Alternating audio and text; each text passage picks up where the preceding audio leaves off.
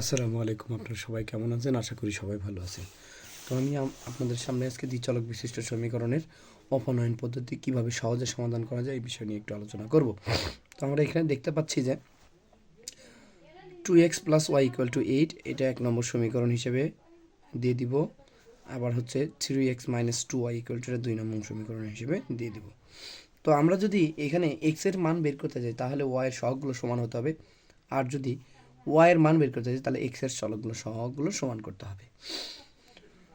তো আমরা সর্বপ্রথম দেখি y এর মানে x এর মান বের করব, এই জন্য y এর সহগগুলো সমান হতে হবে। তাহলে y এর সহগগুলো আমরা কিভাবে সমান করব? 1 নং সমীকরণকে আমরা 2 নং সমীকরণের y এর সহগ দ্বারা গুণ করব। তাহলে 2 নং সমীকরণ এটার y এর সহগ কত? 2। এই 2 দিয়ে আমরা উপরে 1 নং সমীকরণকে গুণ করব এবং 1 নং সমীকরণকে 2 নং সমীকরণের সমাধান করতে গেলে আমাদের 1 নং সমীকরণের y এর সহগ দ্বারা 2 নং সমীকরণকে গুণ করতে হবে। তো আমরা দেখতে পাচ্ছি 1 নং সহগের y এর সহগ হচ্ছে 1, মানে কোনো সংখ্যা দেওয়া মানে 1, 9 এর জন্য 1। এই 1 দ্বারা আমরা 2 নং সমীকরণকে গুণ করে দিব। তাহলে আসুন আমরা সেই বিষয়টা একটু কার্যক্রম হাতে নিই। তাহলে 1 নং সমীকরণকে আমাদেরকে কী করতে হবে? 2 নং সমীকরণের y এর সহগ দ্বারা গুণ করতে হবে।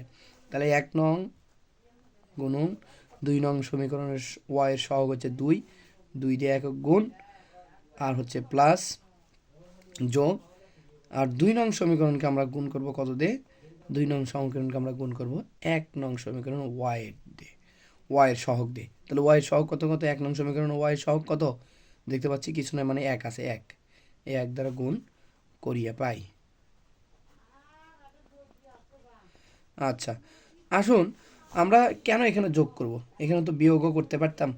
আসলে আমরা যোগ করার পিছনে কারণ হচ্ছে, যদি আমরা দেখি দুইটা চলকের মাঝখানে, একটার মাঝখানে প্লাস একটার মাঝখানে মাইনাস আছে, তাহলে সর্বপ্রথম আমরা যোগ করে দিব।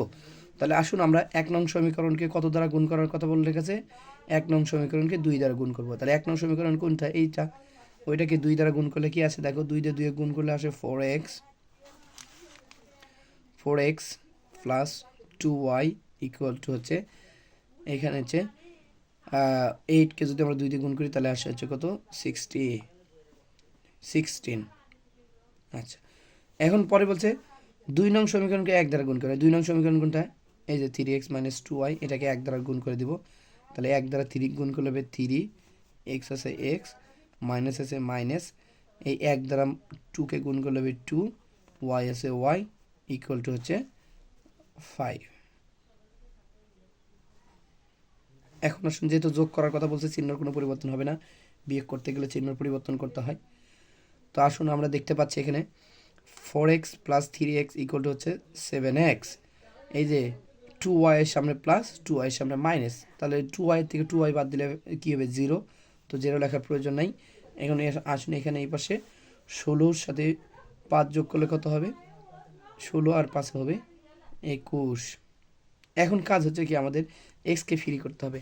এক্সকে ফ্রি করতে গেলে আমাদের কী করতে হবে? এক্সের সাথে যে 7 গুণ অবস্থা আছে সেটা সমান চিহ্নর বাম পাশে দিয়ে দিব। তাহলে সমান চিহ্ন বাম পাশে দিলে কী হবে আমরা একটু লক্ষ্য রাখি। যদি আমরা দেই যে সমান চিহ্নর বাম পাশে যদি তোমার সমান চিহ্নর বাম পাশে যদি প্লাস থাকে, মাইনাস থাকে, সেটা ডান পাশে যাবে প্লাস। সমান চিহ্নর বাম পাশে যদি প্লাস থাকে সেটা ডান পাশে হয়ে যাবে মাইনাস। সমান চিহ্নর বাম পাশে যদি গুণ থাকে ডান পাশে হয়ে যাবে ভাগ। আর সমান চিহ্নর বাম পাশে যদি ভাগ থাকে তাহলে ডান পাশে হয়ে যাবে গুণ। আমরা এই সিকোয়েন্সটা লক্ষ্য রেখে আমরা এখানে কাজ করব। দেখতে পাচ্ছি 7x এর সাথে কী অবস্থায় আছে? 7-এর সাথে x গুণ অবস্থায় আছে। তাহলে কোন সিকোয়েন্সটা কাজ করবে?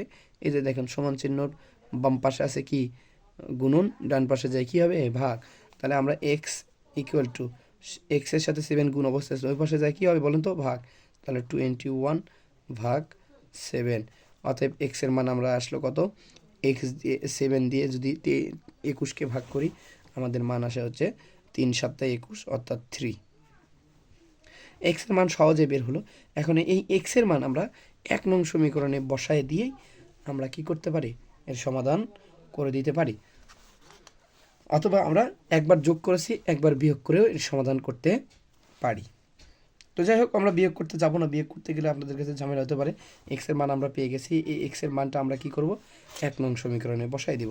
সুতরাং আমরা এখানে লিখব x এর মান 1 নং সমীকরণে বসাইয়ে পাই। সমীকরণে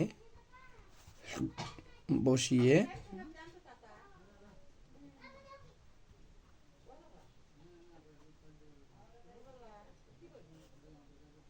আচ্ছা